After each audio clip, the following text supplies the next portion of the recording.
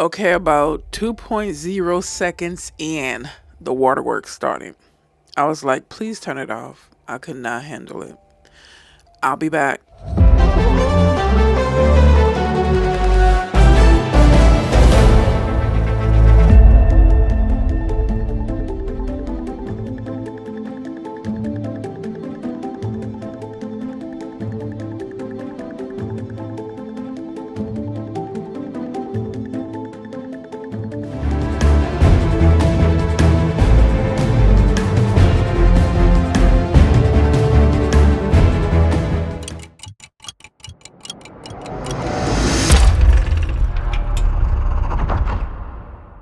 Hello folks, welcome back. Let's just jump into this. It's rare.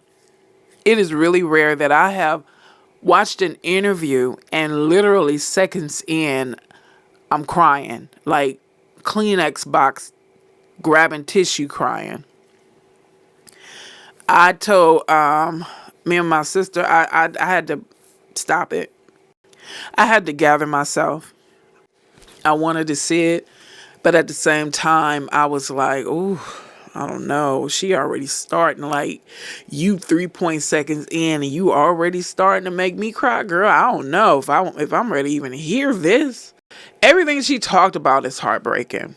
The things that stood out the most to me was how people abandoned her at her time of need. And I know some people are like, oh, well, that's what you get. You know, maybe considering how the person was before the accident or whatever happened in their lives that was, changed their lives drastically. You're going to have people that are like, oh, well, that's what she get. Look, how she treated people, blah, blah, blah. I'm speaking in general because I don't know anything about this woman's life other than what she's sharing. And, but see, that's not when you are supposed to kick a person when they're down. And I know a lot of people do that. That's when you're supposed to show kindness. That's when you're supposed to show compassion. And I would never say anything I have not done, currently doing now, at various different times of my life. Somebody has mistreated me. And then when they came back, I've showed, yeah, I was angry. Yeah, I was hurt. Yep. And sometimes I displayed it. But at the same time, God's on my heart. And I did what I was told to do, to be there for them, even though they hurt me, even though they betrayed me, even though they called me every name but a child of God, I was there. And for this woman to be on this platform, this large platform, crying, expressing her hurt and pain, ain't nowhere in the world she not telling the truth. Ain't nowhere in the world. And if those of you who followed her before her accident, you saw what kind of person she was. She didn't play. What she gave off is like she was not the one to be played with. And then to see her in this state on this platform, vulnerable, showing and telling the world how vulnerable she is. I really don't believe this woman is making this up. I will not believe it. And two, so what I'm going to do is I'm going to read a little article that was published after her accident. Then I'm going to come back and show, well, you're going to hear audios from clips of her interview. And the interview was on the Underbelly, I believe. So yeah, you guys should check out the full interview. But here we go. Let me catch people up on what happened, what took place to put her in the position that she's in now. So let's go. The title is Reality Star Hospitalized After Major Car Accident, Unresponsive but Stable. I was looking for the date. It doesn't have the date on here. But it's from a website called blackdoctor.org. So let's go on. Reality star Apple Watts, who is a cast member of Love and Hip Hop Hollywood, has been hospitalized after sustaining major injuries in a car accident, according to multiple reports. Watts, who appeared in the 5th and 6th season of the hit VH1 series, was involved early morning and late March 22 in a crash after her black Mercedes and a Ford F250 pickup collided on the I-15 between Los Angeles and Vegas, Las Vegas. The impact of the crash unfortunately caused Apple's car to flip multiple times, causing her to be ejected out of the window, with the vehicle bursting into flames before coming to a stop. Now, people have had accidents not as bad as this, and they're not alive today. So, God hands was on this woman. Let's go on. The cause of the car crash has not been determined. Watts was then pulled to safety by a passenger in the pickup truck. She was subsequently airlifted to Las Vegas University Medical Center. According to Apple Watts' sister, Dominique Flournoy, the former Love and Hip Hop star Apple Watts 36 is still unresponsive but stable after being involved in a serious car crash. Reportedly, sources say the accident caused her to suffer a fractured skull, broken spine, and a shattered arm. She is currently unable to close her right eye and will undergo surgery on Friday, April the 15th. She reportedly had one successful surgery on her neck on Tuesday, March the 29th. Dominique posted to her Instagram account regularly for fans to stay up to date on Apple's road to recovery. A GoFundMe fundraiser has been organized by Dominique for fans and supporters to contribute any help with medical and rehabilitation costs, as well as support for her children during her healing process. In early April 22, Dominique took to Instagram and updated fans with the latest status of her sister's progress. She wrote, "My baby is still unresponsive but stable. She will undergo surgery on the 15th for her right eye that doesn't close all the way. They will be putting a weight in the lid that will still allow her to open and close her eyes. Still, her nerves are bad on that side. And if this isn't done, she could have complications or even go blind because her eye isn't closing all the way.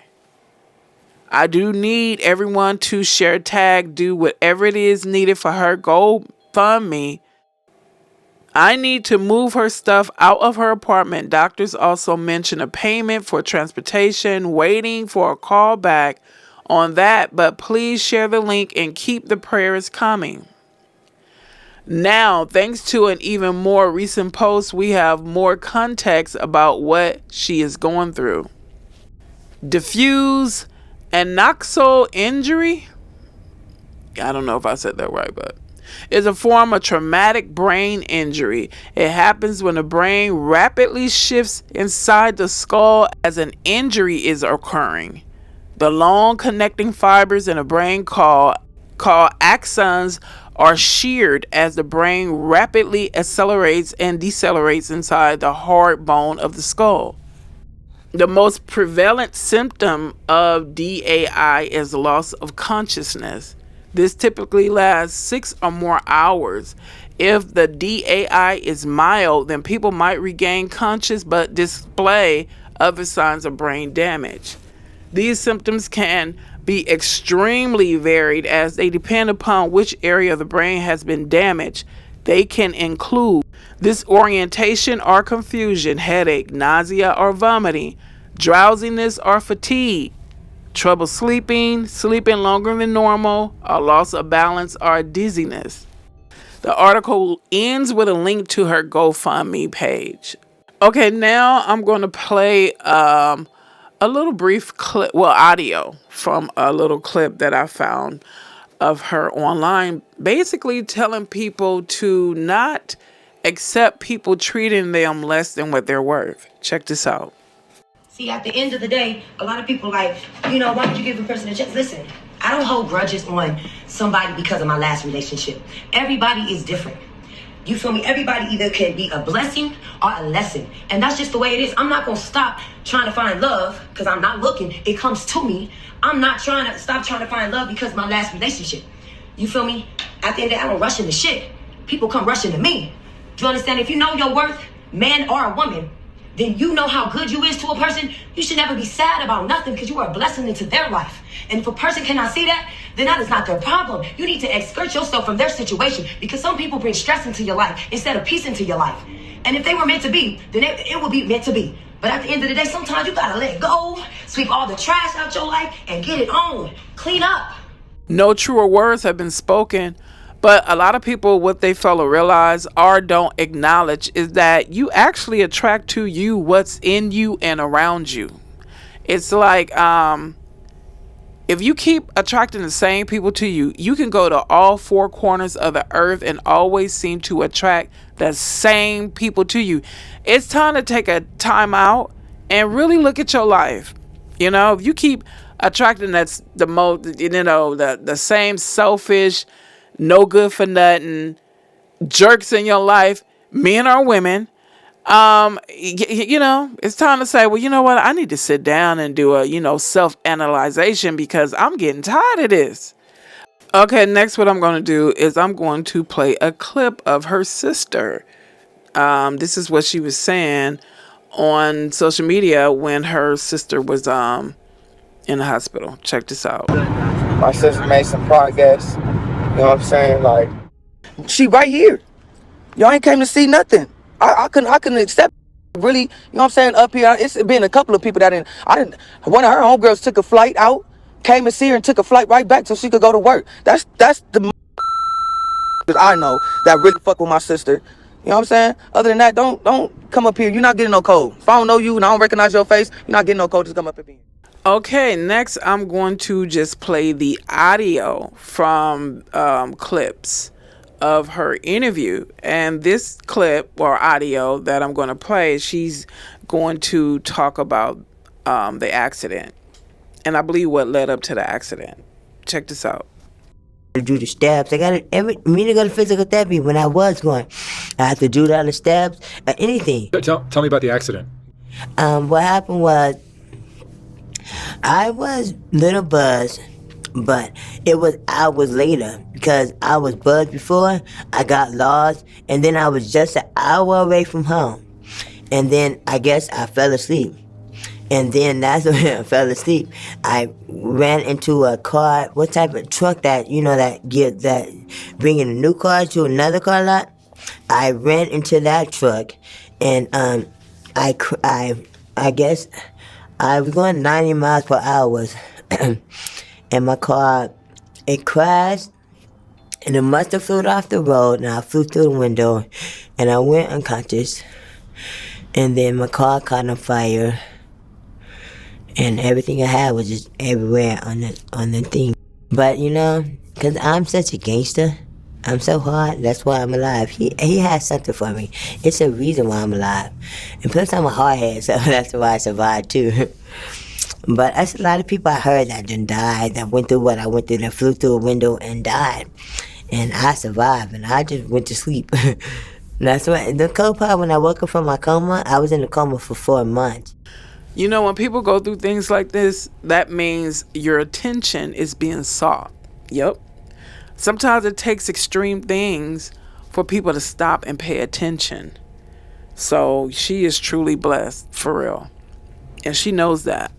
Oh God, it's so much. When I woke up from the coma for 4 months, I forgot did drinking. I forgot everything. I had a boyfriend at the time. I forgot everybody. And my sister, she put a code on my hospital room, because they put me under who I am. They put me under confidential, so you couldn't get me, you couldn't find me. Then another thing, it took 2 years because of my head injury. I can't remember too much stuff. It took 2 years to get my cash down. And I was like, okay, my little $1,000, I need this. And then, guess what? My sister started spending my money March 24th, the next day after the accident. She started spending money buying pillows. She stayed in my apartment. She sold all my furniture. You hear her start to break down. Okay, that's what happened in the beginning of the interview. For a woman like her to be on here expressing herself and, literally just putting all that's what you call transparency. She's not only talking about what she did in her life, she's talking about how she's being treated now and what's going on. And to okay, the relationship I have with my sister is heartbreaking, because the relationship I have with my sister is nowhere in the world I or my sister would leave. We would leave each other hanging like that. As I said, I'm only going by what this woman said happened to her and what her sister supposedly did to her. Nowhere in the world. Me and my sister have such trust. She can give me whatever. She can give me $5. She can give me $50. She can give me $5,000 to hold for her, and she would get every single dime back, and vice versa. So to not have somebody there for you like that in your time of need, it's cold. And you don't even realize how cold this world is until you hear stories like this. If you can't even trust people you were, the family you were born into, it's like, that is so sad. So let's continue. She stole all my furniture. She also gave my bed away to a nigga she was messing with. She was always at the casino while I was in the hospital. And then on my birthday, which was May 16th, she had a party at the same club that I went and had the accident at. She had a party for me while my ex was at the hospital room, and I'm in a coma. And she had a party. She had a party telling people to donate. She stole my GoFundMe money, my recovery money. She stole that. She stole that money, and she was telling people to donate and all that type of stuff. Yeah, my blood sister, my older sister. I didn't think that she would do this too, because when I was younger, when I first went away and I got pregnant with my first child, she took care of me. She was hoeing, and she took care of me, and I was staying in the hotel room and I was pregnant. So I would never think she would do that. But my sister, she did that. Because once you know you've been broke, once you get a little bit of money, she seen that little bit of money. She said, fuck me getting healthy, fuck my recovery, fuck everything, fuck Apple. She gonna die, who knows? And she took the money. And she just kept the money. She took it, whatever, getting high for drugs. And I got recordings of her being drunk and high. And it took 2 years to get my cash out, right? And she sent money to her baby daddy that was in jail at the time, $300-400. And I'm like, what? And I asked her about it. She don't say nothing. She doesn't own up to none of this stuff. And it took 2 years for me to forgive her. She had me sleeping in the living room. The only reason why I'm out right now, because I was in the hospital for that long, but you had enough time to get me a bed, a hospital bed or anything. But no, only reason why, because the hospital gave me a free bed and a wheelchair. She was trying to keep me down. And then she applied for SSI 2 months later when I was in the coma when she applied for SSI. I don't know nothing about SSI because my mom must have told her about SSI, and she applied for SSI, was trying to get the money. Then when I found out that she actually put herself as power of attorney and put all her information so she can get the money. She tried to get custody of my kids while I was in the hospital, talking about they $2,300 each. Everything was money to her. She hasn't owned up to nothing. I forgive her. God said forgive. It took me so long to forgive, because I said once I get better, I beg God. I said once I get this surgery, if my hand goes straight and everything be good, everybody catch that fade. You know what? That part where she said she praised God and asked him to heal her hand. She said when she healed her hand, everybody gonna catch that fade. I don't know if he would heal her hand just for that. But I feel her, and I don't want to hear nothing about, oh my God, I don't condone violence. You know what? I condone people getting their ass whooped when they need their ass whooped. It says it in the Bible. A fool deserves a beating. So if what she is saying is true, that people really did come for her and treated her like that, her biological sister, then hey, wait for that fade. Because you should have known better. You shouldn't have never. I don't care if she was in the hospital and just sprained her ankle. You did that to her.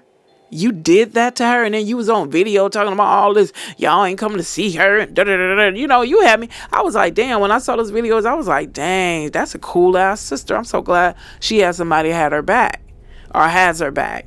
and then come, hearing from this woman that it wasn't even like that, and most likely it was a front. It's like, yeah, I want y'all all to catch them fade, because that is cold. That's cold. And like I said, and I'm gonna keep saying, I have no reason to believe this woman is lying and making up. Do you see the state that she is in? I mean, what does she have to gain by lying? It's like, for real, for real. Let's continue. Period. I don't care if I'm your fan. I'm gonna be cool with you. I'm gonna lock that front door. Do you still have hope of getting your use of your arm back and be able to walk? I probably would have hope walking before my arm, because my fingers are stuck. The one thing about me, but they said my surgery, I would have to get like 6 surgery for this, and I ain't gonna lie, this is painful, very, very painful. Basically, because I'm by myself, like really, it's like your mother is still around? Yeah, everybody's still around. Where does she live, in L.A.? She lived with my sister, the one that stole money. Now my sister got her watching her kids, and my sister had another baby, and her power of attorney, so. How many kids do you have? I have 3 kids. And where are they? Well, they're in L.A. I have to be out here because medical reasons and because surgery reasons. Then with my son, my oldest son, he's 21, so he's doing whatever he wants to do. And then my 2 youngest, they're with a girl. She's a girl. She's a stud. I was bisexual before, so I was dealing with women. I had 2 boys for women or whatever. But she and my friend, we never messed around or nothing, and I don't know why everybody think that. But no, that's just my friend. She's a stud, and she's been taking care of the kids since they was born. Oh, I see. So she been there. She, they think, that they call her daddy. So. Were you one to drive drunk a lot? Now, here's the issue I have with that question. It's like, okay, I understand it's an interview. And no, I'm not trying to condone her driving drunk. Not at all. But it's like, he's giving off Vlad vibes. Like, why are you asking that? She already told you what happened. She told you what she did. She was up and honest. She was she was upfront about it. So why are you asking that again? I wouldn't even answer that. I would have just went on, talked like I didn't even hear what he said. Okay, let's continue. Yeah, because I didn't think no repercussion. I never thought this was going to happen. Now, once I get better, I kind of want to help women to tell them, don't do this. Like, save your money, make sure, because you never know what's going to happen. Don't drink or drive. And don't do that, because a lot of people died off of this stuff. It's like, I lived a fast life, so I was dancing, like, I was meeting celebrities, I was doing all that stuff, so it was like, drinking and drugs was normal You thought you were bulletproof? Yeah, I didn't know, because, not this time, I learned, when I woke up from the coma, I thought it was the next day, I didn't know it 4 months later. I didn't even know none of that stuff happened. It was so crazy, but I'll never do it again. Plus, I ain't got no license. Plus, I can't go to jail, so I wouldn't mind going to jail. All right, this clip is very emotional. She is expressing how she felt about people not, stepping to her when they needed to step to her. Check this out. Most people really scared of me or something. They got that car, it's fine. That's fine. But it's like everybody knew I was drunk. They seen me leave. They see in the car park. I had somebody in my car, and they knew I was drunk. They let me leave, and I dropped her off. And she said she didn't want to get no confrontation with me, because the one thing about me, when I'm buzzed, if I feel you coming at me for anything, I'm going to go hammer you. It don't matter if you're my friend or not, I don't care. It is what it is. We could be friends tomorrow, we might not be friends. But it's the fact that people didn't stop me. It's the fact that people let me leave. It's the fact that people that did not say nothing. If I would have died, if I would have died, it's okay. They so used to this, no, you act hard now, because I'm like this, y'all be so hard now. But why y'all didn't save me? This shit, you could have saved a life. If it was me, I wouldn't mind being a punching bag. I'm that loyal. I wouldn't mind being somebody punching bag. I don't care, as long as you save a life. You don't know. But instead, people just let me leave. Let me leave. Let me drop them off. They don't care. No, I lost everybody. Everybody gone. I'm by myself. I'm by myself. I don't got nobody. I ain't got nobody. It's okay. I got God. God is the only one. He been here since the beginning. I thought I had everything. Everything was going. Everybody left. My mom. I asked her for help. Like I said, when I first couldn't move, and I asked her, "Can you come to Vegas at least to help me, help your daughter?" And she didn't. My sister did me wrong. Like everybody, every single body. It ain't nah motherfucker here now, but God, That's all I got. I barely meet these motherfuckers. Really, my cousin here, but I've been doing this stuff literally by myself. I was home. It's so much, man. It's so much. Since your It's been 3 years. I was in the hospital for about a year. So it's been 2 years. But I was homeless, so I had to stop my healing and everything. Then I had love problems. Oh God, it was so much. And I had people trying to do my reality show, using me still. It was so much. My attitude is I don't trust nobody.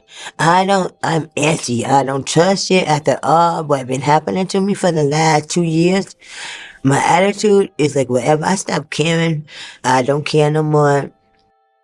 The only thing that I get to, I'm just mad that I can't take care of myself. And financially, I can do this. Like if I got to, oh God, because people left me is the only reason why I'm doing this. I have to teach myself a lot. You think like how I'm thinking.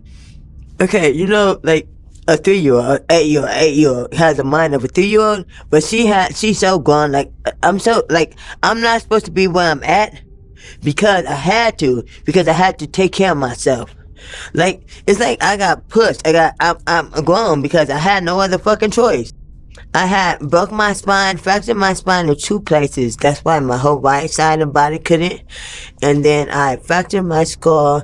I put a weight in my eye. That's why my eye so low. And then my arm it got messed up. It was straight when I was in Vegas.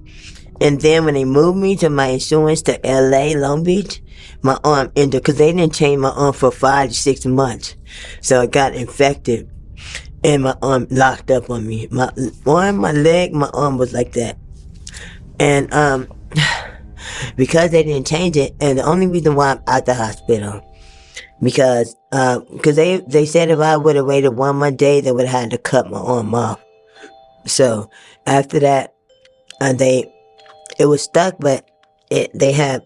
As I said, the interview was it was heart wrenching. It was I'd suggest you guys, or I implore you guys to go check out the full interview. And even with all the things that has happened to her and, I believe currently happening to her, she still seems to have a genuine sense of humor. I don't know if she's being serious about the next audio clip I'm going to play, but, I'm going to end this on a light note. Check this out. That's their choice to listen. Because I don't want nobody to go through what I'm going through, what I went through, and what I'm going through. Because, I can't go to the strip club no more. That's what I wish. It's hard. It's very hard. Yes, on everything. I applied for a job like this in a wheelchair. But I was thinking in my head, maybe somebody could pick me up and put me on a lap dance. I could do a lap dance or something. But I thought about it. I don't want to be into that environment. I'd rather motivate women and be a motivational speaker. Yes, that I can appreciate that interview. I have, checked out some interviews on this channel, but they just, oh my God, they are so dark, so like, oh. And another thing kind of put it, yeah, okay, I'm not gonna go into that. But anyway, yeah, I call it a beautiful tragedy because it is. It's beautiful that she has another chance to do whatever she's being called to do. And I implore her to do it, man. If anybody listening to the video and you guys know her or, know I can send her a message some kind of way, a family member, a friend, tell her, I'm praying for her. I'm not going to say people praying for her because I don't know what people doing. But me personally, I'm praying for her, and I wish her the best that God has to offer her, and also, or God has in store for her. And also, you know, those who like, oh yeah, she gonna pray. Okay, don't worry about all that. If you don't believe in prayer and you don't have that kind of relationship with God, I get where you coming from. Yeah, because when you don't have a real, true, authentic relationship with God, your prayers don't get answered. You can't pimp God. He ain't no trick. Two, the Bible says when God delights in you, you're delightful to Him. He answers your prayers. So, hey, I've been walking this walk for over 30 years. He answers my prayers. So I'm praying for her. I wish her the best. And man, all right, I'm gonna end this. I'm shutting down the shop, and I will see you guys in the next video. Thank you so much for your support in whatever way you give it, whether you comment, like, share, subscribe, tell your folks about this channel, share this channel to your folks. It is appreciated. It really is. I'll see you guys in the next video.